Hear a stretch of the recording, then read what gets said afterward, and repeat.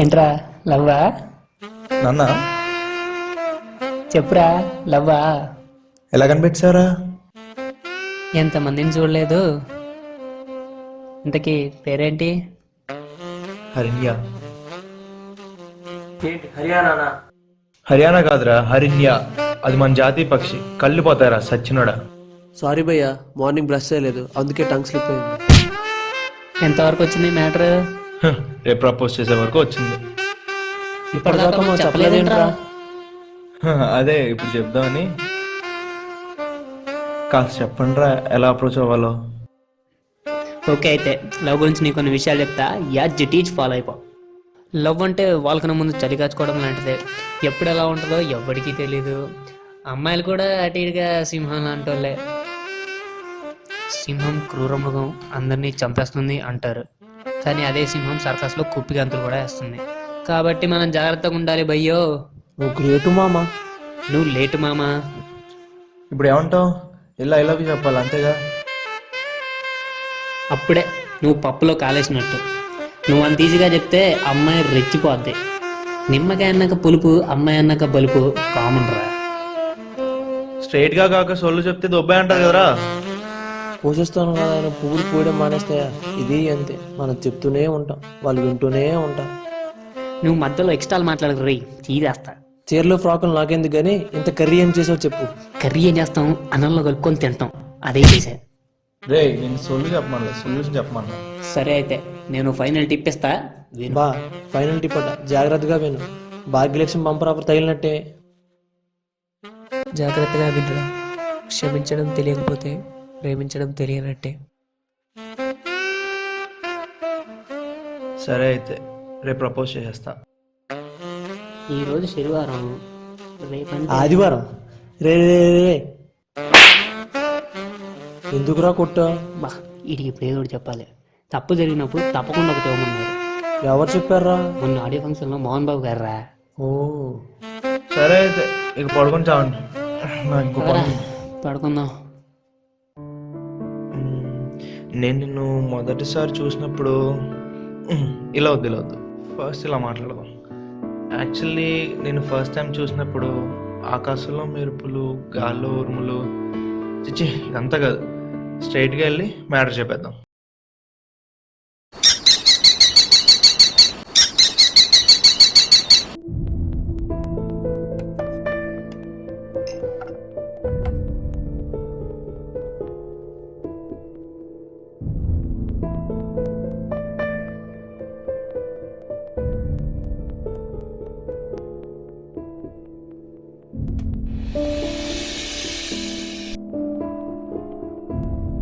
ఏదో చెప్పాలనన్నావు, అలా నడుస్తూ వెళ్దాంరా, చెప్తా మధ్యలో. చెప్పు త్వరగా. చాలా రోజుల ముందే చెప్పాలి, బట్ ఎప్పటికప్పుడు మిస్ అవుతుంది. ఇట్స్ ఆల్మోస్ట్ 1 year అనుకుంటాను నేను నిన్ను చూసి. అప్పుడే చెప్పేయచ్చు కానీ మంచి టైం కోసం వెయిట్ చేశాను. I think this is the time. So I think I'm in love with you Hanya. Oh my god, అసలు నా గురించి ఏం తెలుసని ప్రేమించావు? 1 year నుంచి నేను చూస్తున్నా, చాలా నచ్చేసావు, అందుకే ప్రపోజ్ చేశాను. అంతేనా? ఇంకే రీజన్ లేదా? లవ్ చేయడానికి చాలుగా, ఇంకేం కావాలి? నువ్వు నా గురించి తెలుసుకున్నావు కానీ లవ్ గురించి ఏం తెలుసుకోలేదు. Sorry Siddhu, I can't. ఒక్కసారిగా గట్టి రబ్బర్ బ్యాండ్ తీసుకొని మొహం మీద లాగుకుంటున్నట్టు అనిపించింది. తను మాత్రం ఆ మాట చెప్పి వెనక్కి కూడా తిరగకుండా వెళ్ళిపోయింది. మొదట నా ఫ్రెండ్స్ మీద నాకు కోపం వచ్చింది. అనవసరమైన మాటలు నా చెవిలో పడేశారని. ఆశ్చర్యం, భయం, కోపం, ఆవేశం అన్నీ ఒకేసారి వచ్చేసాయి. తను నేను కలిసిన క్షణాలు ఒక్కసారి అలా కళ్ళ ముందు కదిలాయి.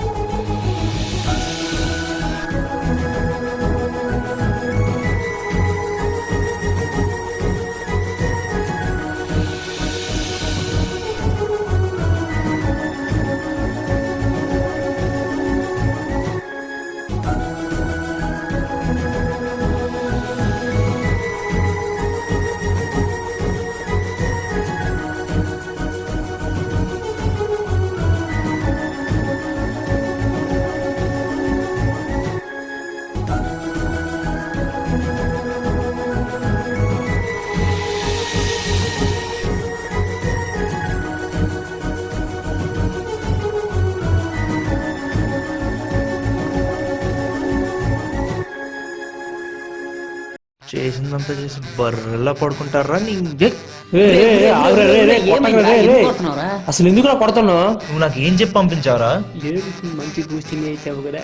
నువ్వు నీ బొంగుల బూస్టింగ్ ఏంటమ్మా? లవ్ అంటే వాళ్ళకైనా ముందు చలి కాచుకోవడమా?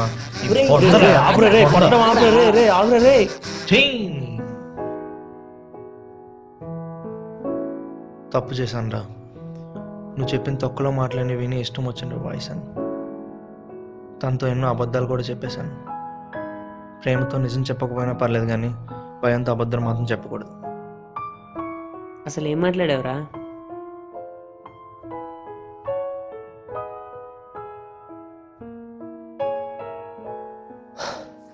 దీన్నే అంటారు చలికాలంలో షర్ట్ లేకుండా వెళ్ళి ప్యాంటు పోగొట్టుకొని రావటం అంటే.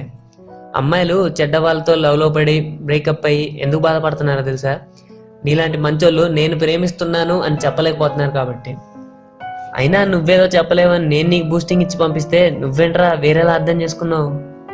ఒక అబ్బాయి ప్రపోజ్ చేస్తున్నాడంటే అమ్మాయి 1,00,000 ఎక్స్పెక్టేషన్స్ పెట్టుకుంటుంది. ఇదంతా కాదురా, ఒకటి చెప్తా, ఒకరిలో కొట్టుకుంటే గుండె కాదు, ఒకరి కోసం కొట్టుకుంటే గుండె. ఇది ఆటో వెనకలు రాస్తే బాగుంటుందేమో. ఆటో వెనక రాస్తావా? ఇప్పుడు రాయరా.